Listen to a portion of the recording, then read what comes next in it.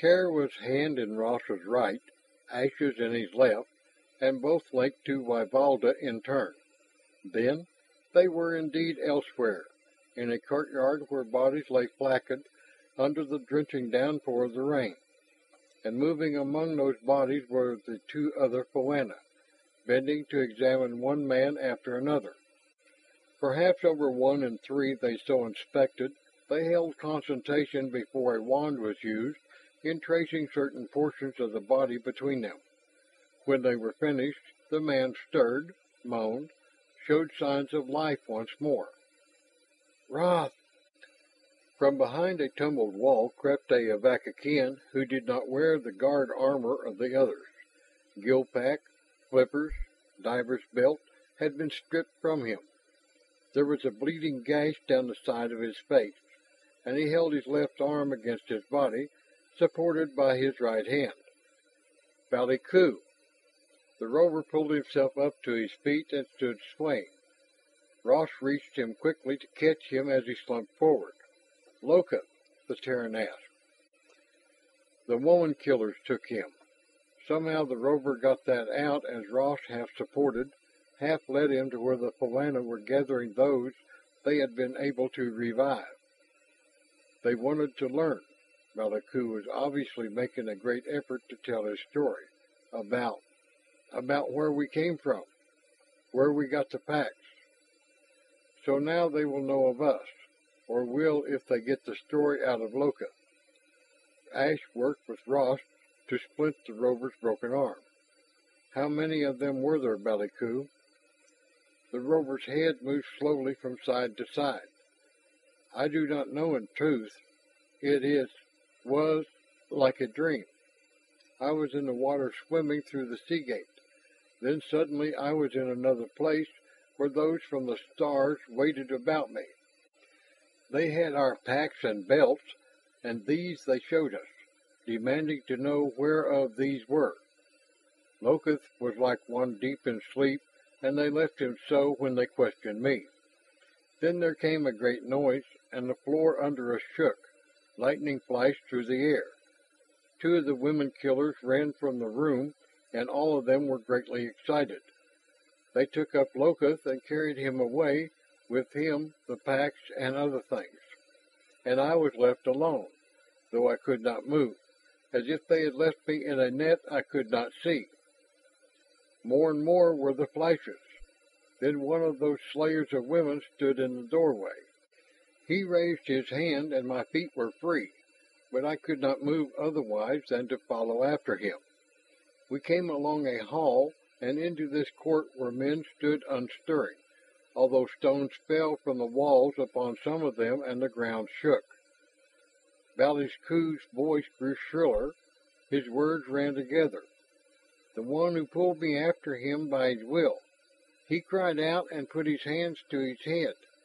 Back and forth he ran, bumping into the standing men, and once running into a wall as if he were blinded. And then he was gone, and I was alone.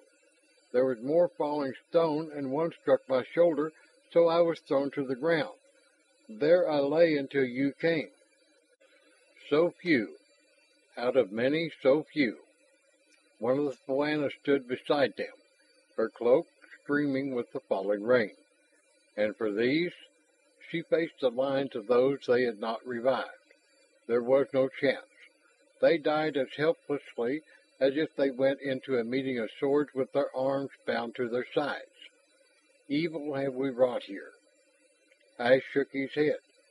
Evil has been wrought here, Wylan, but not by your seeking. And those who died here helplessly may be only a small portion of those yet to be sacrificed.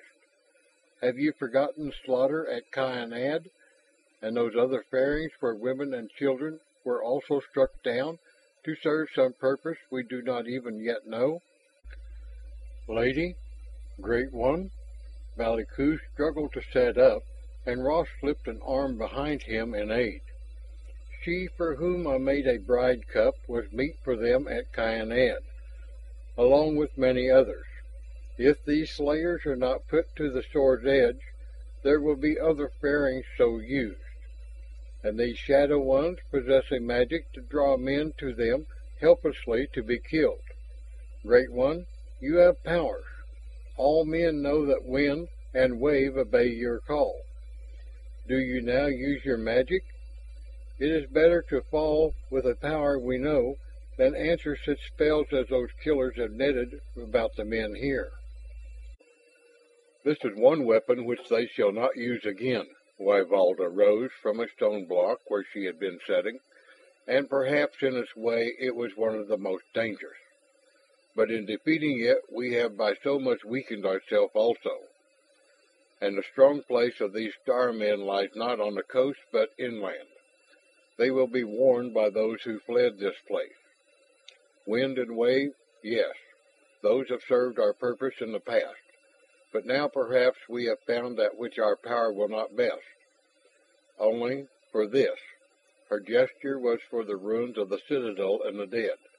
There shall be a payment exacted, to the height of our desire.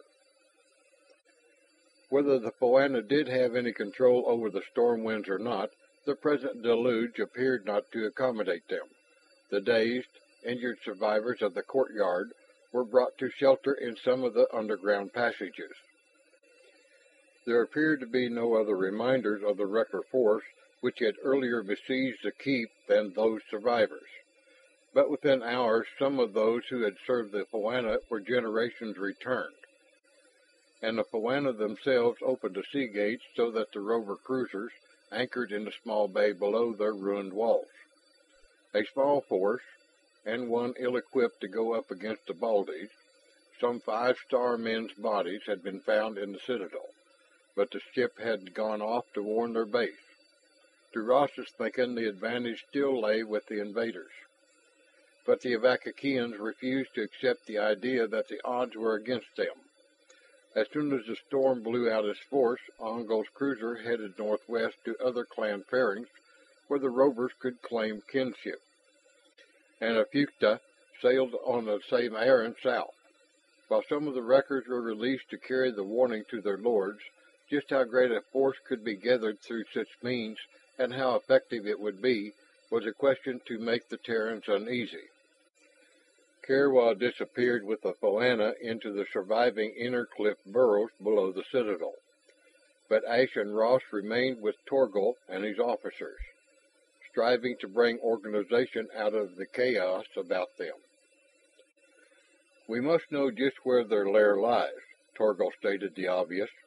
The mountains you believe, and they can fly in skyships to and from that point. Well, he spread out a chart. Here are the mountains on this island, running so. An army marching hither could be sighted from skyships. Also, there are many mountains. Which is the one or ones we must seek? It may take many tens of days to find that place, while they will always know where we are. Watch us from above. Prepare for our coming. Again, Ross mentally paid tribute to the captain's quick grasp of essentials. You have a solution, Captain? Ash asked. There's a river here, Torgal said reflectively. Perhaps I think in terms of water because I am a sailor. But here it does run, and for this far along it our cruisers may ascend. He pointed with his fingertip. This lies, however, in Glickma's land, and he is now the mightiest of the wrecker lords. His sword always drawn against us. I do not believe that we could talk him into... Glickmas? Rosalind interrupted. They both looked at him inquiringly, and he repeated Locust's story of the wrecker lord who had had dealings with a voice from the mountain, and so gained the wrecking devices to make him the dominant lord of the district. So, Torgal exclaimed, that is the evil of this shadow in the mountains. No, under those circumstances I do not think we shall talk Glickmas into furthering any raid against those who have made him great over his fellows. Rather will he turn against us in our cause. And if we do not use the cruisers up the river, Ash conned a map, then perhaps a small party or parties working overland could strike the stream here nearer to the uplands.